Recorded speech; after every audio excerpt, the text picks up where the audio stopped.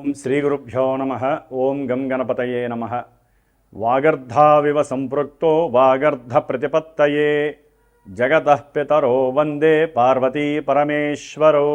ఉమామహేశ్వరాభ్యాం నమః. ఆదిత్యాయ చ సోమాయ మంగళాయ బుధాయ చ గురుశుక్రశనేభ్యశ్చ రాహవే కేతవే నమః. సూర్యాది నవగ్రహ దేవతాయే నమః. వీక్షిస్తున్నటువంటి ప్రేక్షకులందరికీ కూడా మీనరాశిలోకి ఈ మార్చి 14వ తేదీ నుండి కూడా సూర్యభగవానుడు తన యొక్క సంచారాన్ని పూర్వాభాద్ర నక్షత్రము, ఉత్తరాభాద్ర నక్షత్రము, రేవతి నక్షత్రంలో సంచారాన్ని కావిస్తూ, అలాగే మార్చి 11వ తేదీ నుండి కూడా మిథున రాశిలో వక్రగతిలో ఉన్నటువంటి గురు మహానుభావుడు రుజుమార్గంలో ప్రయాణం చేస్తూ అత్యంత బలవంతుడై తన యొక్క దృష్టి బలము చేత ఎన్నో రాసుల వాళ్ళకి శుభాలని చేకూరుస్తూ, అలాగే బుధగ్రహము ఈ యొక్క మార్చి నెలలో మరియు ఏప్రిల్ నెల వరకు కూడా మరి ఆయన కుంభరాశిలో రాహువుతో తన యొక్క సంచారాన్ని గడుపుతూ, శుక్ర భగవానుడు మార్చి 2 నుంచి ఏప్రిల్ 1 వరకు కూడా దాదాపుగా మనకి ఈ యొక్క మీనరాశి అయినటువంటి ఉచ్చస్థితగతుడై, అట్లాగే రాహువు కుంభరాశిలో, కేతువు సింహరాశిలో, అలాగే కుజభగవానుడు రాహువుతో కలిసి దాదాపుగా ఏప్రిల్ 1వ తేదీ వరకు కూడా కుంభరాశిలో సంచారం చేస్తూ, మీనరాశిలో ఉన్నటువంటి శని భగవానుడితో ఏప్రిల్ 2వ తారీఖు నుండి కూడా తన యొక్క ప్రయాణాన్ని ఆచరిస్తూ చేస్తూ ఉన్నాడు. ముఖ్యంగా ఈ యొక్క సూర్యుడు మీనరాశిలో ప్రవేశించే సమయాన్ని మనము మీన సంక్రమణము అంటారు.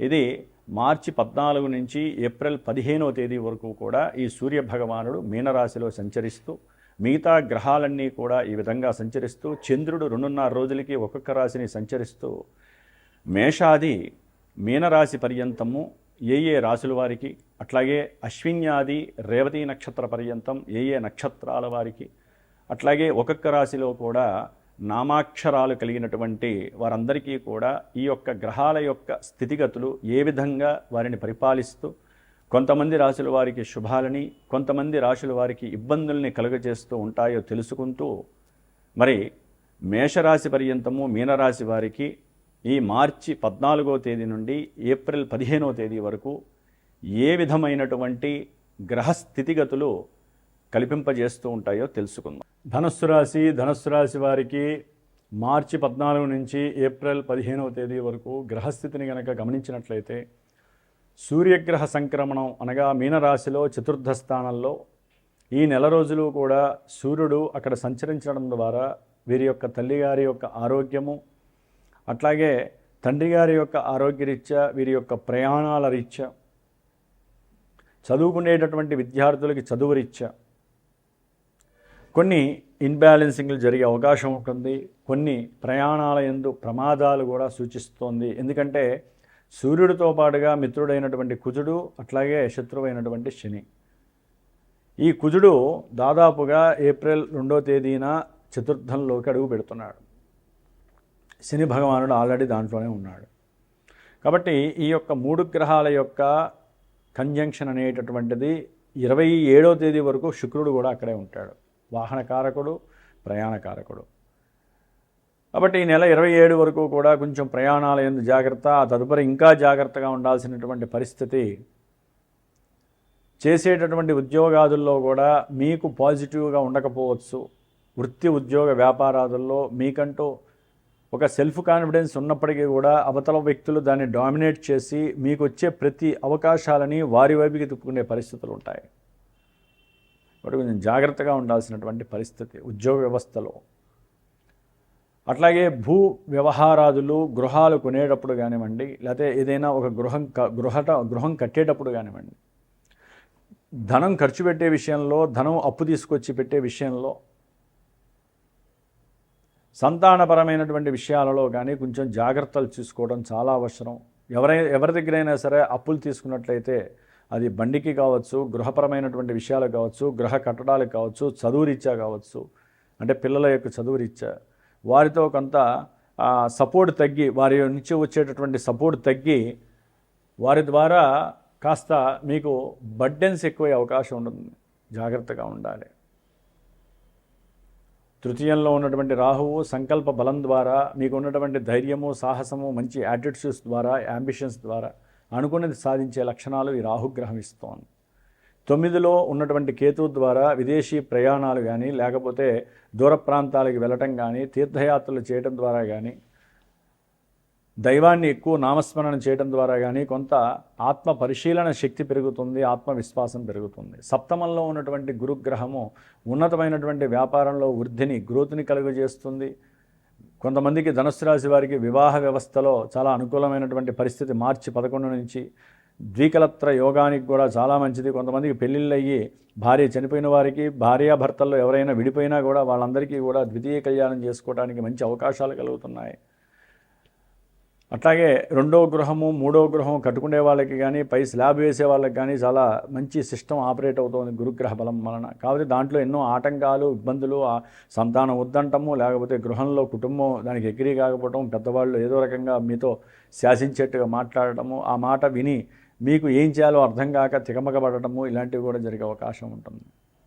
ఏదేమైనప్పటికీ వాహనం మీద కానివ్వండి, గృహాల మీద కానివ్వండి, భూముల మీద కానివ్వండి, చదువు మీద కానివ్వండి, దీని యొక్క ఎఫెక్షన్ ఎక్కువగా పడుతుంది. తల్లిగారి యొక్క మానసిక స్థితి కావచ్చు, తల్లి యొక్క ఆరోగ్యరీత్యా కావచ్చు, మీరు కాస్త హాస్పిటలైజేషన్ అయ్యే అవకాశం ఉంటుంది.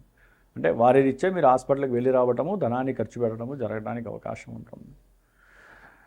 కాబట్టి గృహంలో కాస్త అప్రశాంతతమైనటువంటి పరిస్థితి, తినేటటువంటి ఆహార విషయంలో కూడా కొన్ని జాగ్రత్తలు తీసుకోండి, లేకపోతే దేహ ఆరోగ్యము దెబ్బతినే అవకాశం ఎక్కువగా ఉంటుంది. అర్ధాష్టమ శని ప్రభావం వీరిని ఒక రకంగా చెప్పాలంటే 3 చెరువుల నీళ్లు తాగిస్తుందని చెప్పుకోవచ్చు. కాబట్టి చదువుకునే విద్యార్థులు ఎక్కువగా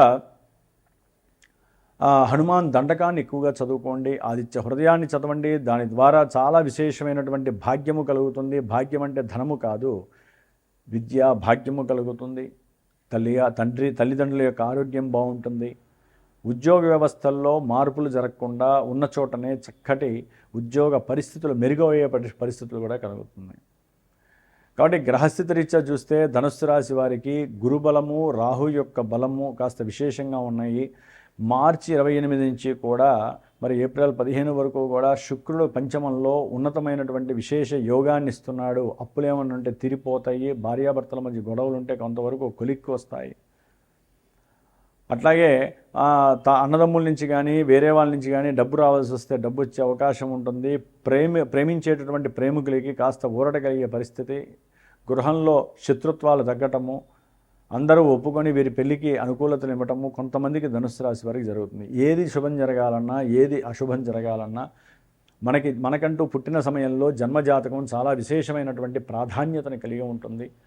కాబట్టి వీటిల్లో కొంతవరకు మాత్రమే మీకు అనుకూలంగా జరగచ్చు, కొన్ని ప్రతికూలంగా జరిగే అవకాశం ఉంటుంది. జాతకంలో మనకి జరిగేటటువంటి లగ్నం నుంచి దశలు, అంతర్దశలు యోగప్రదమైనటువంటి అయితే ఇక్కడ లాభస్థానాలలో ఆ గ్రహాలుంటే మంచి శుభం జరుగుతుంది.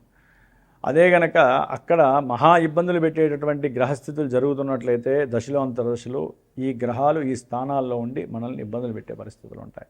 కాబట్టి జన్మజాతక విశ్లేషణ చాలా చాలా విశేషమైనటువంటి స్థితిగతుల్ని కలుగజేస్తూ ఉంటుంది. అట్లాగే ఈ యొక్క కుజశనుల యొక్క ప్రభావము చాలా డేంజర్ని సూచిస్తోంది. చతుర్థంలో రవి, కుజ, శనుల యొక్క ప్రభావం అంత మంచిది కాదు. అట్లాగే బంధువుల్లో కూడా ఊరిని మీ మీద గొడవలు రావడానికి బుధరాహుల యొక్క ప్రమేయము, వ్యాపారంలో కాస్త మీ మధ్య ఉన్నతమైనటువంటి సయోగ్యత లోపించటము, భాగస్వాముల మధ్య భార్యాభర్తలందు కూడా సంభాషణ తీవ్రతరం కావటము, దాని ద్వారా కుటుంబంలో కాస్త విభేదాలు కలగడం జరుగుతుంది. కాబట్టి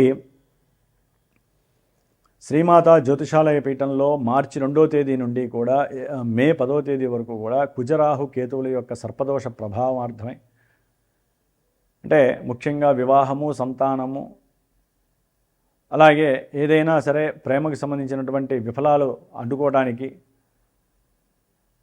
కర్మ దోషాలు పోవటానికి, కుజదోషాలు, రాహుగ్రహ, కేతుగ్రహ అనంతకాల సర్పదోషాలు తొలగిపోవటానికి అట్లాగే కుజశనుల యొక్క దోషం వలన ప్రమాదాలని అరికట్టడానికి, భూ కబ్జాలు, విభేదాలు, అన్నదమ్ముల మధ్య సమస్యలు లేకుండా, కుటుంబ విచ్ఛిన్న దోషాలు పోగొట్టుకోవడానికి, అర్ధాష్టమ శని దోషాలు పోగొట్టుకోవడానికి మరి ఈ మార్చి 18వ తేదీన విశేషంగా సుబ్రహ్మణ్య పాశుపత రుద్రహోమము, అట్లాగే ఏప్రిల్ 17వ తేదీ అమావాస్య రోజున కుజశనుల యొక్క దోష పరిహారార్థమై మరి పవన సూక్త, మన్యు సూక్త సహితముగా హనుమత్ పాశుపత రుద్రహోమం జరుపుతూ విశేషంగా ఎవరి జాతకానుసారము వారి యొక్క